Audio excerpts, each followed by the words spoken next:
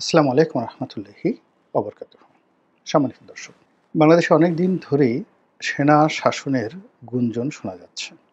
এটি যে গত ৯ মাস ধরে যে শোনা যাচ্ছে তা নয়। বিশেষ করে ২০১৪ সনের আগে, ধরুন ২০১৩ সনে যখন হেফাজতের ১২ সনে হেফাজতের যে শাপলা চত্বরে মহাসমাবেশ হলো, ঠিক সেই সময় থেকেই নানা রকম গুঞ্জন শোনা যাচ্ছে সেনা শাসনের পক্ষে এবং শেখ হাসিনার বিপক্ষে। এবং যখন আ শেখ হাসিনার বলতে গেলে নির্বাচিত সরকার প্রধান হিসেবে, যার কোনো ভয় থাকার কথা নয়। মানে ২০০৯ থেকে ২০১৪ অবধি। ঠিক সেই সময়টিতেও তিনি সেনা শাসনের আতঙ্কে আতঙ্কগ্রস্ত ছিলেন। কারণও আছে। তার পরিবার যেভাবে খুন হয়েছে এবং সেনাবাহিনী থেকে পদচ্যুত বিপথগামী যাদেরকে বলা হয়, অবসরপ্রাপ্ত কিছু সামরিক কর্তা, তার সঙ্গে কর্তব্যরত আ সেনা কর্মকর্তাদের একটা যোগসাজশে ৭৫-এর ১৫ই আগস্ট যে নির্মম হত্যাকাণ্ড ঘটেছে, এর ফলে শেখ হাসিনা ভয় পাবেন সেনাবাহিনীকে, এটাই স্বাভাবিক। তো ২০১৪ সনের পর তিনি মূলত ২৪ সন পর্যন্ত যেটা চেষ্টা করেছেন, পুলিশকে শক্তিশালী করার জন্য। পুলিশের হাতে তিনি মরণাস্ত্র তুলে দিয়েছেন এবং সেনাবাহিনীর বিকল্প শক্তি হিসেবে পুলিশকে তিনি গড়ে তোলার চেষ্টা করেছেন। এর ফলে কি হলো, সেনাবাহিনীর একেবারে অধস্তন কর্মকর্তা থেকে শুরু করে শীর্ষ পর্যায়ের কর্মকর্তা, হাতে গোনা কিছু কর্মকর্তা যারা একেবারেই ক্ষয়ের কাজ ছিলেন, শেখ হাসিনার জামানাতে যাদের আঙ্গুল ফুলে বটগাছ হয়ে গেছিল তারা ছাড়া প্রায় সবাই অসন্তুষ্ট ছিলেন। এর বাইরে বিডিআরের যে পিলখানা হত্যাকাণ্ড, এটি সেনা কর্মকর্তাদের মনে এক ধরনের বিষক্রিয়া তৈরি করেছে, এখন অব্যাহত আছে এবং সবাই সেনাবাহিনীর যারা কর্মকর্তা তাদের একটা বিরাট অংশ মনে করতেন যে শেখ হাসিনার সরকার এবং ভারত যৌথভাবে এই কাজটি করেছে। মূলত বাংলাদেশের সেনাবাহিনীর উপর প্রতিশোধ নেয়ার জন্য, বিজিবির যেটা এখন রয়েছে, যেটা আগে বিডিআর ছিল, সেই বিডিআরকে ধ্বংস করার জন্য এবং সর্বোপরি ভারতের একটি করদ রাষ্ট্র হিসেবে বাংলাদেশকে গড়ে তোলার জন্য, সিকিম বানানোর জন্য, হায়দ্রাবাদ বানানোর জন্য একজন লেন্দুব দর্জি হিসেবে আওয়ামী লীগকে যেভাবে মানুষ দায়ী করছিল এবং যেভাবে সন্দেহের চোখে দেখছিল, এটা সত্য মিথ্যা এখন আমরা অনেকটা বুঝতে পারছি। তো সেক্ষেত্রে শেখ হাসিনার বিকল্প হিসেবে মানুষ সবসময় সেনা শাসনকে কল্পনা করত। ২০১৪ পরে শেখ হাসিনার ক্ষমতা এবং এটি বাড়তে বাড়তে একেবারে এমন পর্যায়ে চলে যায় যে ২০২২-২৩ সনে শেখ হাসিনাকে স্পর্শ করবে এরকম লোক আমাদের দেশে ছিল না। এমনকি ইউরোপ আমেরিকাও তার মেজাজ মর্জি বুঝে চলাফেরা করত। তার একক কর্তৃত্ব, তার ক্ষমতা তাকে অনেকটা লৌহ মানবী থেকে আরও ঊর্ধ্বস্তরে নিয়ে অনেকটা হীরক মানবী হিসেবে তাকে প্রতিষ্ঠিত করে ফেলেছিল। ঠিক ওই সময়টিতে সেনাবাহিনীর মধ্যে কি হয়েছিল আমরা জানি না, কিন্তু আমরা বাইরে থেকে যেটা শুনতাম যে তিনি সেনাবাহিনীকে অলস বানাচ্ছেন, সেনাবাহিনীকে বিলাসী বানাচ্ছেন, সেনাবাহিনীকে ব্যবসায়ী বানাচ্ছেন এবং সেনাবাহিনীর হাতে যে অস্ত্র রয়েছে সেই অস্ত্রের, ব্যক্তিগত অস্ত্র ছাড়া যে অস্ত্রগুলো রয়েছে সেগুলোর যে গান পিন রয়েছে, যেগুলো দিয়ে মূলত গুলি ছোড়া হয় এবং গুলিতে, মানে ধরুন আপনার গান পিন, যারা অস্ত্র সম্পর্কে জানেন তাদেরকে বলছি সংক্ষেপে, সেটি হলো যে প্রত্যেকটা অস্ত্রের একটা করে পিন থাকে। মূলত যখন ট্রিগারে চাপ দেওয়া হয় তখন ওই পিনটা যখন গুলির উপর আঘাত করে অমনি ওই গুলিতে আগুন ধরে যায় এবং সেটি প্রবল বেগে ছুটতে থাকে লক্ষ্যবস্তুর দিকে। তো এই অস্ত্রের, যে কোনো অস্ত্রের যদি সেই গান পিন খুলে নেওয়া হয় তাহলে ওটার আর কোনো কার্যকারিতা থাকে না।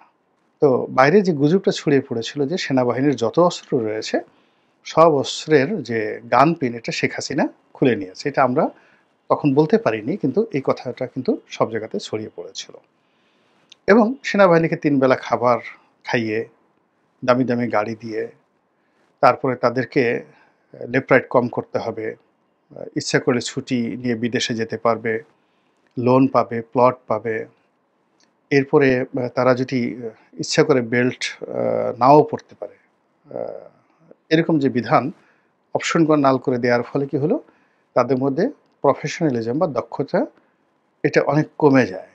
আর এরকম যখন একটা অবস্থা হয় তখন অনায়াসে বিদেশি দখলদার বাহিনী বা ভারত, এমনকি মায়ানমারের আর্মি, তারা যদি বাংলাদেশের সঙ্গে যুদ্ধ করতে চায় তাহলে আমাদের সেনাবাহিনীর ভয় পাওয়া ছাড়া আর কোনো কারণ থাকবে না। তো এরকম যখন একটা অবস্থা চলছে তখন সবাই আমরা ধরে নিয়েছি যে সেনাবাহিনী হয়তো বিদ্রোহ করবে। এটা সেনাবাহিনী মেনে নিতে পারে না। উর্দির একটা বিষয় থাকে, অস্ত্রের একটা বিষয় থাকে, ট্রেনিংয়ের একটা বিষয় থাকে। তো সেনাবাহিনীর যে ট্রেনিংটা এটা মূলত তো ভারতকে টার্গেট করে করা হয়। তো সেই ভারতের দাবিদারি করার জন্য তো সেনাবাহিনী তৈরি হয়নি। এটা সেনাবাহিনীর সদস্যরা কখনো মেনে নেবে না। এরকম একটা আশা নিয়ে আমরা সবসময় আশা করেছি যে শেখ হাসিনার সাথে যেহেতু বিএনপি পারছে না, জামাত পারছে না, রাজনৈতিক কোনো রকম সম্ভাবনা নাই। আমরা মানে আশা করেছি যে সেনা শাসন চলবে, সেনাবাহিনী আসবে, ৮-১০ বছর, ৫ বছর ক্ষমতায় থাকবে, তারপর একটা নির্বাচন হবে এরকম। অথবা আকস্মিক কোনো ঘটনা ঘটবে, সেখানে শেখ হাসিনার মৃত্যু হতে পারে, বজ্রপাতে হতে পারে, ডায়রিয়াতে হতে পারে, নিউমোনিয়াতে হতে পারে। মধ্যে তো একবার একেবারে যত ইউটিউবার আছে সবাই মিলে ১০ গলায় বলা শুরু করলো যে শেখ হাসিনার ক্যান্সার হয়েছে এবং তিনি একেবারে 4th স্টেজে, মানে আর কদিন পরে মারা যাবেন। এভাবে খবর ছড়িয়ে দেওয়া হলো। এটা এক ধরনের ফ্রাস্ট্রেশন থেকে এই ঘটনাগুলো ঘটে। কিন্তু বাস্তবে দেখা গেল যে শেখ হাসিনার ক্যান্সার তো দূরের কথা, তিনি আরও শক্তিশালী হয়ে পড়েছেন। তো এরকম যখন সেনা শাসন নিয়ে বিভিন্ন ঠিক বুদ্ধিজীবী মহলে আলাপ আলোচনা হতো, তখন সবাই বলতেছে, "না রে ভাই, এই সেনা শাসন সম্ভব না।" একটা সময় সেনা শাসন সারা দুনিয়াতে জনপ্রিয় ছিল। আমেরিকাই চাইতো সেনা শাসন হোক। বাংলাদেশেও হয়েছে এবং আমেরিকার হাত ছিল। যে কবারই সামরিক কূ হয়েছে, বাংলাদেশে ৩ বার সামরিক কূ হয়েছে এবং ৩ বারই আমেরিকার মদদে হয়েছে। তো এখন আমেরিকা কৌশলগত কারণে চাচ্ছে না যে সামরিক শাসন আসুক। তো এই কারণে বাংলাদেশে আসলে সামরিক শাসন হবে না। তো এই কথা বলে আমরা মোটামুটি শুনে আমরা একেবারে হতাশ হয়ে যাইতাম। সাধারণ মানুষ হতাশ হয়ে যেত এবং এভাবে শেখ হাসিনার জমানা চলে গেল। তো এখন আমেরিকার যে পলিসি, সেই পলিসি তারা এখন অর্থনৈতিক পলিসিতে চলে গেছে। যুদ্ধ এবং ক্ষমতা দখলের পলিসিতে তারা নেই। তারা ট্রেড পলিসিতে চলে গেছে। আর অন্যদিকে আমি এই গত ৬-৭ মাসে যেটা দেখলাম যে পৃথিবীতে আমেরিকা এবং ইউরোপকে যারা এই গত ৩-৪ বছরে, ৫-৬ বছরে যারা চ্যালেঞ্জ জানিয়েছে এবং চ্যালেঞ্জ জানিয়ে বিস্ময়কর সফলতা অর্জন করেছে, তারা সবাই সামরিক শাসক। অভ্যুত্থান করেছে, সফল হয়েছে এবং নিজেদের দেশ থেকে পশ্চিমাদেরকে এবং আমেরিকাদেরকে ৪৮ ঘন্টা নয়, মাত্র ১২ ঘন্টার নোটিশে তল্পি তল্পাসহ সেই তাদের দেশ থেকে তাদেরকে তাড়িয়ে দিয়েছে। তারপর তারা বিশ্বব্যাংক এবং IMFকে তাড়িয়ে দিয়েছে, সম্পূর্ণ তাড়িয়ে দিয়েছে। কোনো কোনো দেশ, ফ্রান্সকে, যারা ফ্রান্সের কলোনি ছিল, আফ্রিকার বেশিরভাগ দেশ ফ্রান্সের কলোনি ছিল, তারা রীতিমতো ফ্রান্সকে অ্যাবান্ডন করে দিয়েছে এবং এত বড় ঝুঁকি নিয়েছে যেটা ইদানিং আমি পড়াশোনা করে একেবারে পাগল হয়ে গেছি যে হাউ ইট ইজ পসিবল। যেমন প্রেসিডেন্ট ইব্রাহিম, বুর্কিনা ফাসোর, এই গত ২.৫ বছর যাবত যিনি চালাচ্ছেন। তো তিনি যখন প্রথম এখানে পরপর দুটো কূ হলো। ফার্স্ট কূ হলো ফ্রান্সের যে তাবেদার সরকার, তাকে উচ্ছেদ করার জন্য একজন লেফটেন্যান্ট কর্নেল শাসন করলেন, মানে কূ ঘটালেন। কিন্তু তিনি আসলে এই এখন ইউনূস সরকারের মতো এরকম অনেকটা ব্যর্থ হলেন। তার জমানাতে দেখা গেল যে সেই আগের যে দুর্নীতি ছিল, অনিয়ম ছিল, সেটা আরও বহুগুণে বেড়ে গেল। ফলে সেনাবাহিনীর মধ্যে কাউন্টার একটা কূ হলো এবং একজন ক্যাপ্টেন, আপনি বোঝার চেষ্টা করুন, বুর্কিনা ফাসো বাংলাদেশের দ্বিগুণের চেয়ে বেশি আয়তনে, লোকসংখ্যা ২.২ কোটি। তো কাজেই এটা একটা অনেক বড় দেশ এবং পৃথিবীর অন্যতম স্বর্ণ উৎপাদনকারী একটি দেশ। ফ্রান্সের কলোনি ছিল এবং তাদের প্রায় $10 বিলিয়ন রিজার্ভ পুরোটাই ফ্রান্সে ছিল।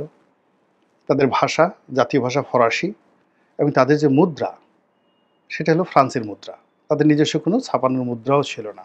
তো এই অবস্থায় যখন ইব্রাহিম সে ক্যাপ্টেন হয়ে সেই অভ্যুত্থান ঘটালো এবং নিজে প্রেসিডেন্ট হয়ে বসলো, তখন প্রথম যে কাজটি করা হলো সেটি হলো তার সমস্ত রিজার্ভগুলো আটকে দেওয়া হলো, ফ্রান্স আটকে দিল।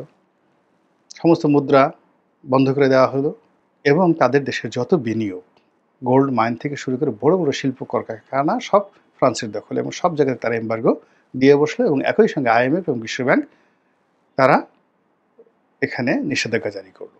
উনি হাইয়েস্ট 90 days কোনো কিছু করলেন না, চুপচাপ থাকলেন।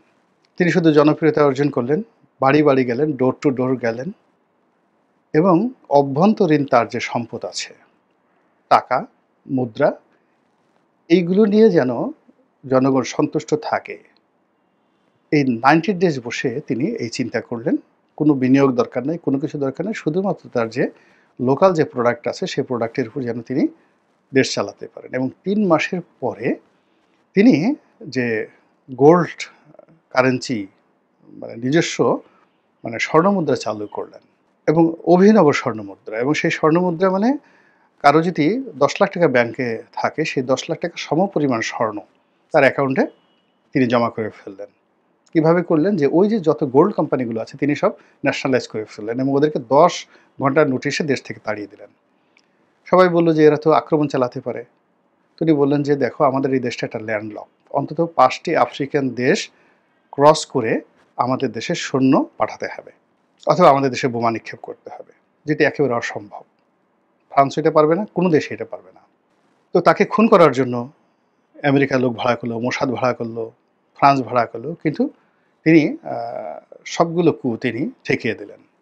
এমনকি তার পরিবার পরিজনকে তিনি অজ্ঞাত স্থানে নিয়ে গেলেন, এবং 3 মাসের মধ্যে পুরো দেশকে তিনি যেভাবে 180 ডিগ্রি অ্যাঙ্গেলে উল্টে দিলেন, এবং তার এই মডেলটি আবার করলো কি, তার পাশের আশেপাশে যে প্রায় আরও 5টি আফ্রিকান দেশ রয়েছে তারাও এটা গ্রহণ করলো, এবং এই যে জায়ারে, মালে, এই সকল দেশগুলো এখন তার মডেল অনুসরণ করছে। এখন তিনি এই পৃথিবীতে এই মুহূর্তে সবচেয়ে সাকসেসফুল রাষ্ট্রনায়কের নাম হলো ইব্রাহিম, প্রেসিডেন্ট ইব্রাহিম তারোরে। তো তিনি তার বয়স কত, 32 বছর, 33 বছর সামরিক শাসক, এবং একইভাবে আফ্রিকার এই মুহূর্তে অন্য জায়গায় বুর্কিনা ফাসো ছাড়া আরও 4-5টি দেশে সামরিক শাসন চলছে, এবং সবাই সফল, এই একইভাবে প্রচণ্ডভাবে সফল। এবং আপনারা জানেন যে আফ্রিকার অন্য দেশ মিশর, দীর্ঘদিন ধরে সামরিক শাসন চলছে, তারাও সফল। বিশ্বের সবচেয়ে মানে আরবের মধ্যে মানে মধ্যপ্রাচ্যের মধ্যে সবচেয়ে বড় সেনাবাহিনী এবং ধনী বাহিনী নিয়ে সেই তারা সামরিক শাসন চালাচ্ছে। তারপরে লিবিয়া, অন্য দেশ লিবিয়া, সেখানেও প্রকারান্তে মিলিটারি শাসন চলছে। পাকিস্তানে মিলিটারি শাসন চলছে, থাইল্যান্ডে মিলিটারি শাসন চলছে, মায়ানমারে মিলিটারি শাসন চলছে, এবং ইউরোপের অন্যান্য যে দেশগুলো আছে, নাইজেরিয়া, প্রায় সব জায়গাতে কিন্তু সামরিক শাসন চলছে। এবং এই শাসনগুলো, এখন যে শাসনগুলো চলছে, প্রায় সব শাসনগুলোই একমাত্র মিশর ছাড়া সমস্ত সামরিক শাসনগুলো ইউরোপ এবং আমেরিকা, তার সঙ্গে সঙ্গে বিশ্বব্যাংক এবং IMFকে চ্যালেঞ্জ জানিয়ে তারা তাদের দেশের যে উন্নয়ন একেবারে 180 ডিগ্রি অ্যাঙ্গেলে নিয়ে এমন একটা জায়গাতে তারা নিয়ে গেছে। গত 3 বছরে তাদের যে GDP, তাদের যে ডেভেলপমেন্ট, এর সঙ্গে আসলে আমেরিকা, ইউরোপের কোনো দেশের উন্নয়নের তুলনা করা যায় না। এবং এই সকল রাষ্ট্রকে রক্ষা করার জন্য রাশিয়া এবং চীন যেভাবে এগিয়ে এসেছে, অকল্পনীয়। আপনি চিন্তা করেন, ইব্রাহিম, 32 বছর প্রেসিডেন্ট ইব্রাহিমকে আলাদা প্লেনে করে এনে রাশিয়ার প্রেসিডেন্ট ভ্লাদিমির পুতিন তিনি নিজে তার সঙ্গে সেলফি তুলেছেন, নেটে গিয়ে দেখেন সেগুলো সব ভাইরাল। এবং এই প্রথম দেখলাম যে ইব্রাহিমের যে উচ্চতা পুতিনের চেয়ে অন্ততপক্ষে 2 ফিট বেশি, 1.5 ফিট বেশি। তো পুতিন আবেগে সেই ইব্রাহিমকে তিনি বুকে জড়িয়ে ধরলেন, এবং বুকে জড়িয়ে ধরতে গিয়ে ইব্রাহিমের বুকে পুতিনের মুখ। এইরকম মানে পুতিন কাউকে কোলাকুলি করেছেন এই যাবৎকালে, ইব্রাহিম ছাড়া আমি এই পুতিনের রাজনৈতিক জীবনে কখনো দেখিনি। তো এইরকম ঘটনা ঘটছে কিন্তু আফ্রিকাতে। তো আফ্রিকার যে এই যে ঘটনা, তার সঙ্গে সঙ্গে আরেকটি ঘটনা না বললেই নয়, সেটি হলো রুয়ান্ডাতে পল কাগামে। তিনি মূলত একজন গেরিলা যোদ্ধা, এবং রুয়ান্ডাতে আমাদের সেনাবাহিনীর অনেক সদস্য দায়িত্ব পালন করেছেন। আমি যা বলছি এটা তাদের মুখস্থ, এবং তারা আমি যা বলছি তার চেয়ে 1000 গুণ তারা বেশি ভালো জানেন। সেই রুয়ান্ডা এখন পৃথিবীর জন্য role model in terms of democracy, in terms of সুশাসন, গণতন্ত্র, সুশাসন এবং ন্যায় বিচার। এবং এই যে কাজটি করছেন তিনি একজন সামরিক জেনারেল, পল কাগামে, এবং তিনিও ইউরোপ আমেরিকাকে চ্যালেঞ্জ জানিয়ে সেখানে প্রথমে সামরিক শাসন এবং সেখান থেকে গণতান্ত্রিকভাবে একটি দেশের নির্বাচিত প্রেসিডেন্ট। জনগণ তাকে, জিয়াউর রহমান সাহেবকে যেভাবে ভালোবেসে মানুষ ভোট দিয়েছিল, তাকেও ঠিক সেইভাবে ভোট দিয়ে এখন আপনি রুয়ান্ডার যে স্ট্যাটিস্টিক্স যদি দেখেন, মাথা খারাপ করার মতো। রাস্তাঘাট যদি দেখেন, মানে খারাপ করার মতো, মাথা খারাপ করার মতো সব কিছু ঘটছে। আরেকটি দেশ আমরা যেটিকে বলি উগান্ডা, ইদি আমিনের দেশ। তো 1980-র দশক থেকে, কিন্তু অলমোস্ট প্রায় 40 বছর হলো না, 40-45 বছর, যিনি এই দেশটি শাসন করছেন সেটি হলো মুসোভিনি। তো তিনি একজন সামরিক শাসক, সামরিক জেনারেল।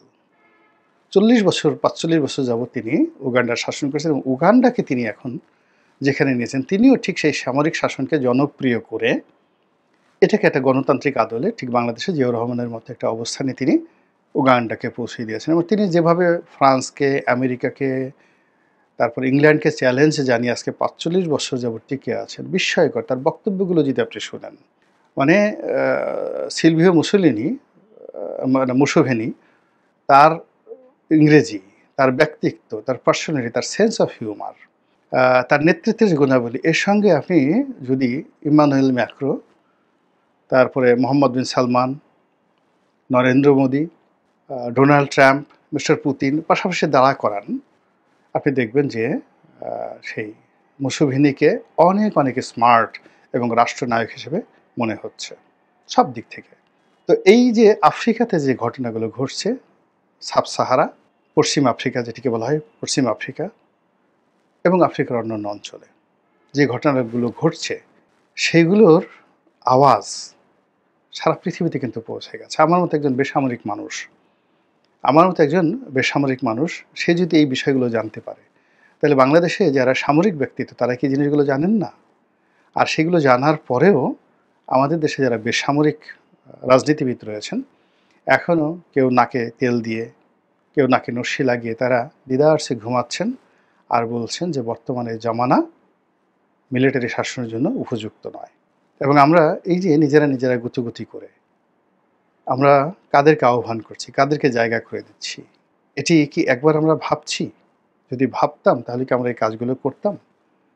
মহান আল্লাহ রাব্বুল আলামিন তো গত 9 মাসে আমাদেরকে যে অপার সুযোগ দিয়েছিলেন, সবাইকে, বিএনপিকে, জামাতকে, তারপরে শেষে আওয়ামী লীগকে, জাতীয় পার্টিকে, এরপর ডক্টর মোহাম্মদ ইউনূসকে, দেশের বুদ্ধিজীবী যারা আছেন তাদেরকে, সবাইকে সুযোগ দিয়েছিলেন। আমরা হামানদিস্তা দিয়ে, মানে হামানদিস্তা তো যেগুলো পাঞ্চ আছে দেখেন, হামানদিস্তা দিয়ে যেভাবে পান, সুপারি, চুন একসাথে ছেঁচে গুঁড়া গুঁড়া করা হয়, আমরা আল্লাহর দেয়া সেই নিয়ামতগুলোকে গুঁতো মানে একদম গুঁড়ি গুঁড়ি করে, হামানদিস্তা দিয়ে গুঁড়ি গুঁড়ি করে আমরা সেগুলোকে চিবিয়ে মানে পিষে ফেলার মতো অবস্থা করে ফেলেছি। ফলে আজকের এই দিনে যে কথাগুলো শোনা যাচ্ছে, এই কথাগুলো আগামী দিনে পরিবর্তিত পরিস্থিতিতে আপনার কি মনে হয়? বলতে পারবো? প্রশ্নই আসে না। মহান আল্লাহ আমাদের সবাইকে হেদায়েত দান করুন এবং হেফাজত করুন। আসসালামু আলাইকুম ওয়া রাহমাতুল্লাহি ওয়া বারাকাতুহু।